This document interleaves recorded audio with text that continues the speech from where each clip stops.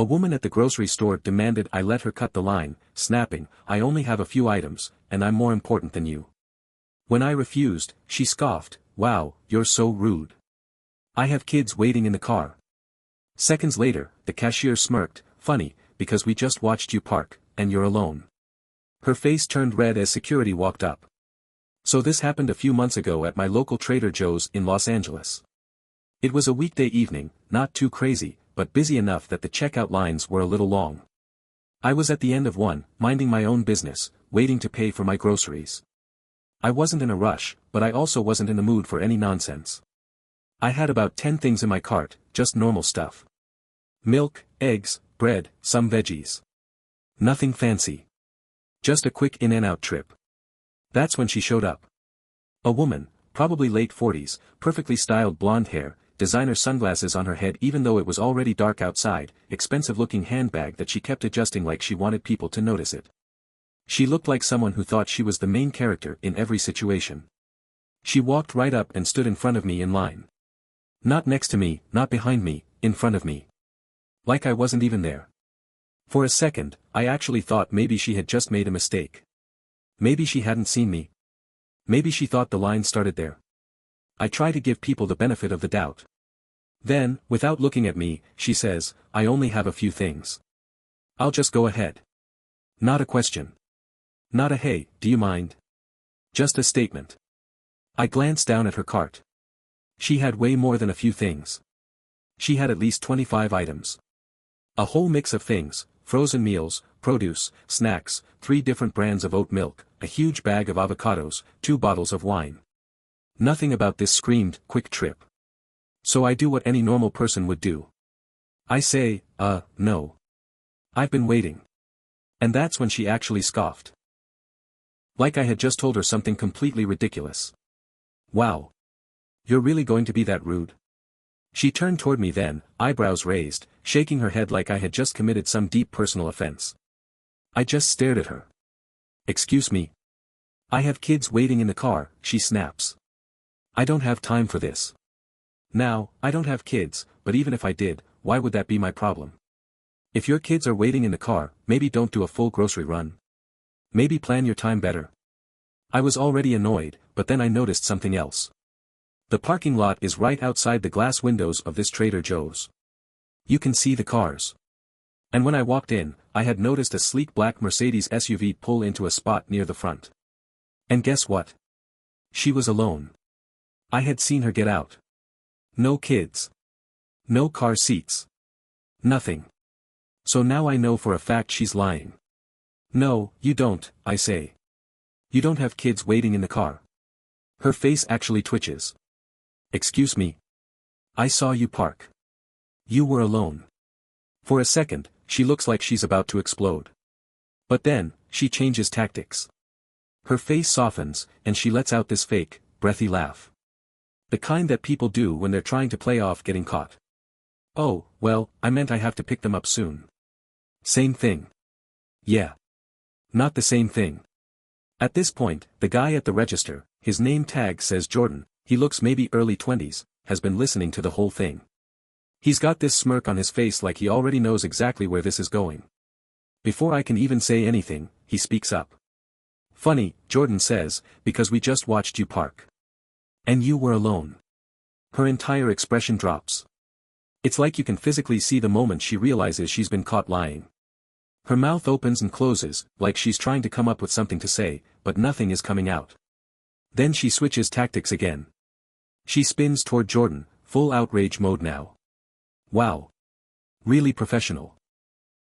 Is this how you treat customers?" Jordan just shrugs. "We don't let people lie to cut the line." At this point, a few other people in line are watching. I can tell they're waiting to see how this plays out. And then, before she can respond, security shows up. Not one, but 2 security guards. One of them is this huge guy with arms like tree trunks. The other is a woman with a no-nonsense expression, the kind that says she's dealt with a lot of entitled people in her life and isn't impressed by any of them. They walk up, and she knows. I can see it on her face. She knows. But she still tries to fight it. "This is harassment," she says. "I'm a paying customer. I have every right to be here." The security guard doesn't even blink. "Ma'am," he says, "we've been monitoring the parking lot. You don't have any kids in your car." And now? Absolute silence. The whole checkout area is quiet, everyone just watching, waiting for what she's going to do next. Her hands grip the handle of her cart so tight her knuckles go white. She's cornered. She knows it. But then, she makes a decision. She lunges for her cart, grabs a few items, and tries to make a run for it. That's when everything goes completely off the rails. So there she was, caught in her lie, red-faced, gripping her cart like she was about to either cry or start swinging. And then she tries to run. Not a full sprint, but she suddenly grabs a handful of her groceries, a pack of eggs, a bottle of overpriced organic juice, something else I didn't catch, and turns to bolt. Like she actually thought she could just grab her stuff and walk out. But she didn't plan this well. At all. Because as soon as she moves, she slams her cart right into her own shin. Hard. She lets out this high-pitched yelp and stumbles forward, almost falling into a display of granola bars. I swear, if this were a movie, there would be a slow-motion replay of this moment from 3 different angles. The security guard, the huge one, takes one step forward and simply says, "Ma'am." Not loud. Not aggressive. Just firm. She freezes. I think she realizes she just made things worse for herself. Everyone is watching. Everyone. Jordan, the cashier, is straight up biting his lip to keep from laughing. The guy behind me in line, an older man with a 6-pack of beer and a newspaper, lets out a low whistle. The security guard, let's call him Big Guy, crosses his arms. "Big Guy, are you planning to pay for those?" She whirls around, clutching the items to her chest like a squirrel caught with stolen nuts. I was going to. I need to go. I don't feel safe here anymore." Safe. Safe. You don't feel safe because, what? Because we wouldn't let you cut the line. Because you lied about having kids in the car. The other security guard, no nonsense lady, finally speaks up. "No nonsense lady, you need to put those down." The woman does not put them down. Instead, she clutches them tighter. Like she's expecting someone to physically rip them away from her. And then, another plot twist. Because before security can make another move, a voice calls out from the front of the store, "Mom." We all turn. Standing near the entrance, holding a basket with a frozen pizza and a carton of almond milk, is a teenage girl. Maybe 16, wearing a hoodie and leggings, looking completely mortified. The entitled woman's daughter. Her actual kid. The entire store goes silent. For a second, I think maybe the daughter just walked in, that maybe her mom actually did have kids waiting in the car and this was some insane coincidence. But then, the daughter shakes her head. "I've been inside the whole time." You could hear a pin drop. Jordan, my new favorite cashier, leans on the counter and just goes, "Wow." I nearly choke holding back a laugh. Big Guy looks down at entitled woman.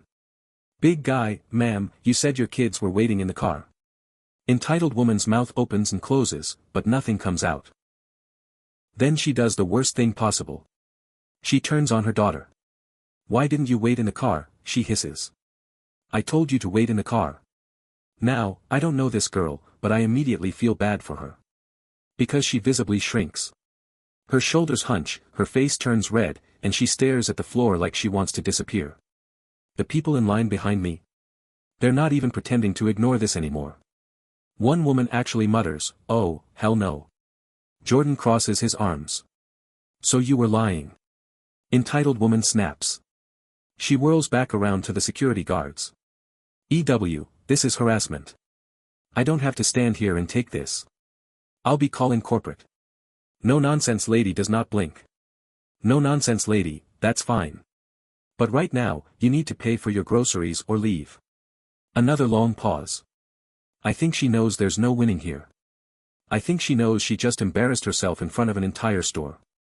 But instead of just apologizing and walking out like a normal person, she makes things even worse. She throws the groceries. Yes. She actually throws them. She flings the juice at the ground, where it explodes everywhere. The eggs go flying. One of them smacks a shelf and splats all over a display of greeting cards. And then she grabs her purse and sprints. Full speed, sprinting toward the exit. But guess what? Security was already prepared for that. So. She's running. Full speed. Through the checkout lanes, past the registers, past an old man who barely dodges out of the way. The automatic doors slide open, and for a second, it looks like she might actually make it out. But. Security was already prepared for this. Big guy moves fast for a man his size. He doesn't chase her, he doesn't have to. Instead, he calmly pulls something from his belt. A radio. And just as she hits the sidewalk outside, he speaks into it. Big guy, she's coming your way. That's when I notice, there's another security guard outside. I hadn't even seen him before. He's standing near the carts, leaning against a pillar, arms crossed like he's been expecting this. And just as entitled woman makes it out the door, he steps forward. She doesn't even see him at first. She's too busy running. And then, bam. She slams right into him. Now, I'm not saying this guy was built like a brick wall, but the impact sends her stumbling backward. She nearly falls on her ass. Her expensive handbag goes flying. It lands on the pavement and pops open, spilling everything: wallet, receipts, a ridiculous amount of makeup, some kind of prescription bottle, and a handful of unpaid snacks from the store. Oh. Oh. She didn't just try to cut the line. She didn't just lie about having kids in the car. She stole. And now there's a whole new problem. And then it gets worse. The outside security guard, let's call him Chill Guy, looks down at the scattered items. Then, very slowly, he lifts his gaze to her. Chill Guy, you wanna explain this? Entitled woman, who just seconds ago was sprinting like her life depended on it, suddenly looks like she might faint. That's not mine. Chill Guy tilts his head. Chill Guy, so, it just teleported into your purse. She is struggling to form words now. And then. She makes yet another bad decision. Instead of answering, she whirls around, like she's going to run again. This time. Big Guy is already there. He grabs her arm. Not hard. Not aggressive. Just firm. Enough to stop her. She immediately loses it. Ew, let me go. This is illegal. This is kidnapping. Lady. Please. We are still standing outside of Trader Joe's. In a well-lit parking lot.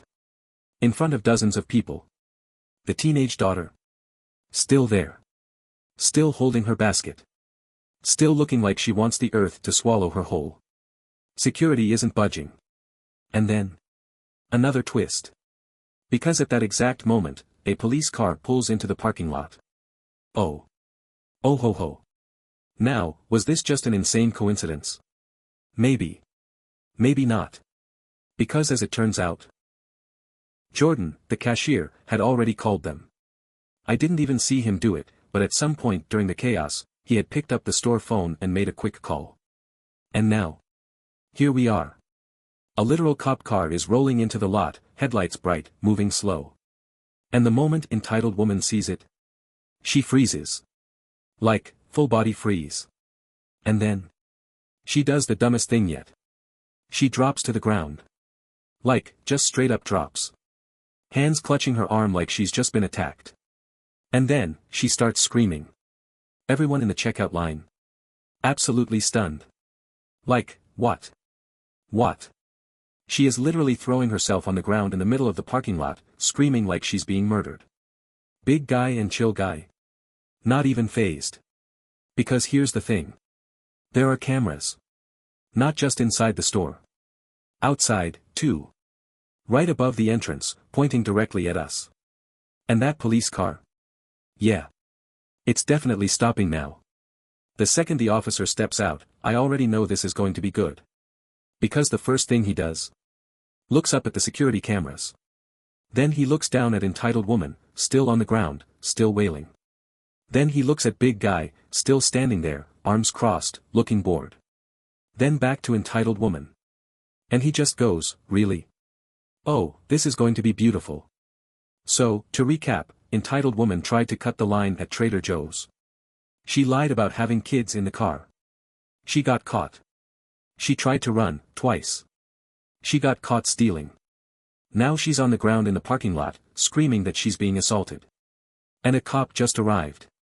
And let me tell you, this was about to get even better. The cop, let's call him Officer Ramirez, steps out of his car, taking his sweet time.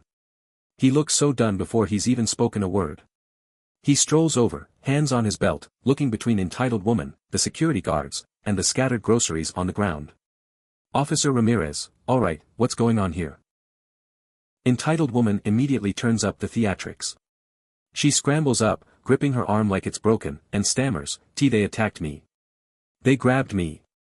I was just trying to shop, and these men, these brutes, she motions wildly at big guy and chill guy, as if they're some kind of violent criminals. And then, in a truly spectacular display of entitlement, she turns to her daughter. Sweetheart, tell him what happened. Tell him they hurt me. Now. Let's take a moment to appreciate this teenager's face. Because it was priceless. For a second, she just stares at her mother. Like she's actually debating whether or not she should play along. The cop notices. Officer Ramirez, miss. What's your name? The girl swallows hard. Teenage daughter, Maddie. Officer Ramirez, okay, Maddie. You saw everything. She hesitates. And then. She breaks. Maddie, she's lying. Oh. Oh ho ho. Entitled woman's head snaps around. Excuse me. Maddie doesn't even look at her. She turns to the cop, voice shaking but clear. Maddie, no one attacked her. She tried to cut the line, she got caught, and then she tried to run. Twice. Entitled woman's face. Oh, it's bad. It's so bad. You can see the moment the betrayal hits her. She gasps like someone just slapped her. You ungrateful little, Officer Ramirez, ma'am. The way he says it. Like he's talking to an unruly child. She shuts up. And then. Security steps in. Big guy calmly says, we have cameras. Oh. Oh, it's over. Ramirez lifts an eyebrow. Officer Ramirez, is that true? No nonsense lady nods. No nonsense lady, we can pull the footage right now. And suddenly. Entitled woman has nothing to say. No excuses. No fake crying. Nothing. Because she knows. Now, here's where things get brutal. Because Maddie. She finally loses it. She turns to her mother, and in the most gut-wrenching, exhausted voice I've ever heard, she lays it all out. Maddie, do you even hear yourself? Do you even realize how embarrassing you are? Entitled woman's mouth opens, but Maddie doesn't let her speak. Maddie, I watched you lie, I watched you steal, and now you want me to lie for you? Entitled woman looks furious. You don't talk to me like that, young lady, but Maddie's not done. She's shaking now. Voice cracking. Maddie, you told me to wait in the car because you didn't want me to see you do this. You do this all the time, don't you? You act like this in public and expect people to just let you get away with it. Silence. The whole store is watching. And then. Maddie delivers the final blow. Maddie, I don't want to go home with you. Entitled woman freezes. What? Maddie, I can't. I can't do this anymore. She turns to Officer Ramirez. Maddie, can I call my dad? Oh. Oh. Entitled woman's eyes go wide. Her face drains of color. Like she just realized how bad this really is. Officer Ramirez. He just nods. Calm. Professional. Officer Ramirez, yeah, kid. Go ahead. And that? That was the moment everything collapsed. Entitled woman reaches for her. Maddie, don't be ridiculous. You're coming home with me, big guy steps in front of her. Big guy, no, she's not. And Maddie walks away. She pulls her phone from her hoodie pocket, steps aside, and actually calls her dad. Entitled woman. Loses it. Here's what happened next, Maddie's dad showed up within 15 minutes. Entitled woman tried one last time to argue, but her ex-husband was not having it. Officer Ramirez took a report. Entitled woman was banned from the store. And the best part? Trader Joe's pressed charges for shoplifting. Yeah. That's right. It wasn't much, but the fact that she tried to run with stolen items in her purse meant they had every right. As for me, Jordan, the absolute legend that he is, gave me a free box of cookies at checkout. And as I was leaving, I saw Maddie standing near her dad's car, wiping her eyes. I didn't say anything. But when she glanced up and saw me, I gave her a small nod. And she nodded back. Like for the first time in her life, she finally had a choice. I don't know what happened to her after that. I don't know if she went no contact with her mom, if she had to deal with more drama, or if things finally got better for her. But I do know this, that night, she stood up to someone who had probably been controlling her for a long, long time. And in the end, that was the real revenge.